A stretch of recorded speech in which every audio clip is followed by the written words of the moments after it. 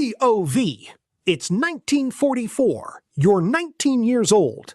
And in a few hours, you're going to land on a beach that history will never forget.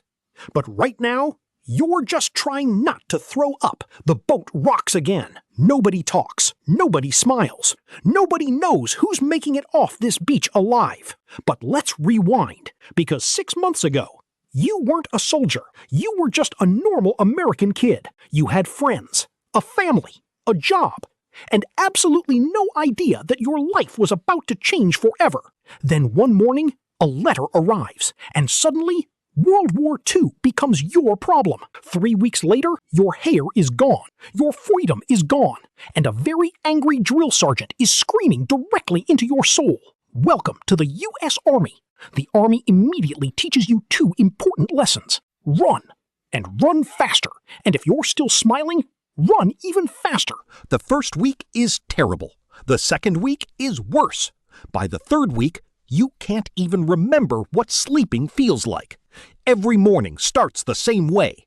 A whistle, a scream, and instant regret. But something unexpected happens.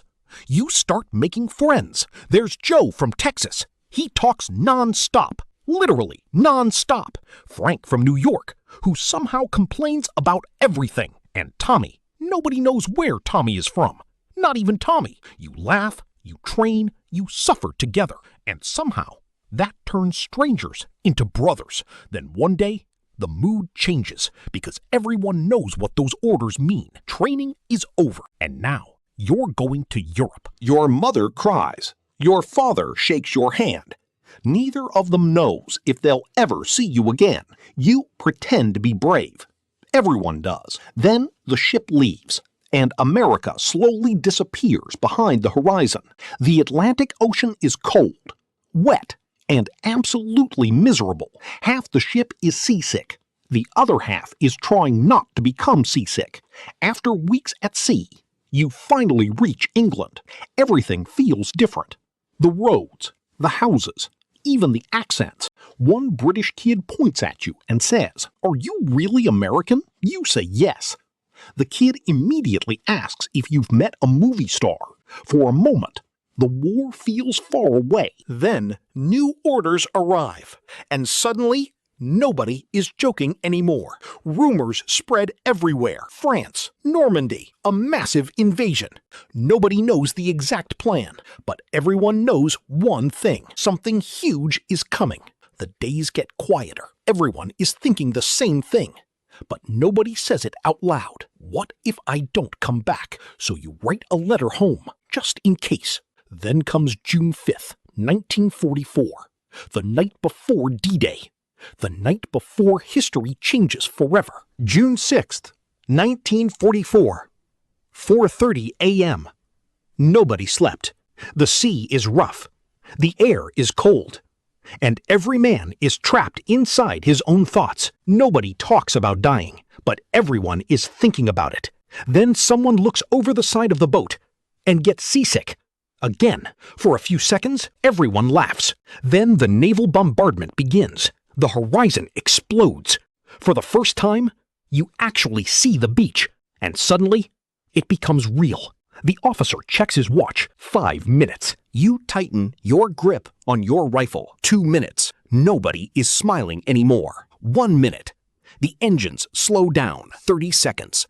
Your heart feels like it's trying to escape your chest. The front ramp begins to lower, and the Battle of Normandy begins. The ramp crashes into the water, and instantly, everything goes wrong. The peaceful ocean from 5 minutes ago is gone. You jump into the water and immediately realize your gear is way heavier than expected. Every step feels like walking through wet concrete. The beach still looks far away, much farther than it looked from the boat. You finally reach the sand and drop behind the nearest obstacle. Your hands are shaking, not from the cold, from adrenaline. You look around. Joe is still here. Frank is still here.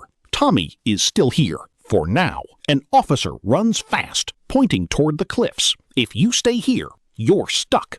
If you move forward, at least you have a chance. So you run. Not because you're fearless, because everyone else is running too.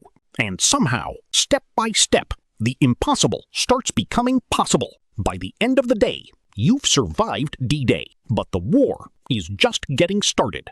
A few days later, Omaha Beach is already behind you. Now the goal is simple. Keep moving east. The problem? France has other plans. Every field is surrounded by giant hedges.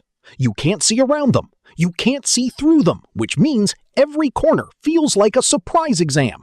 Except this exam can actually kill you. Days turn into weeks, and weeks turn into months. You sleep in fields, barns, trucks, anywhere the army tells you. Luxury is now defined as a dry pair of socks, and somehow everyone understands. Then, one afternoon, everything changes. The villagers start cheering. For you.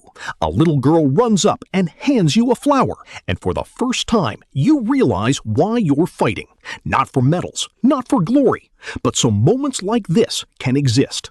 But winter is coming, and winter is about to become your worst enemy yet.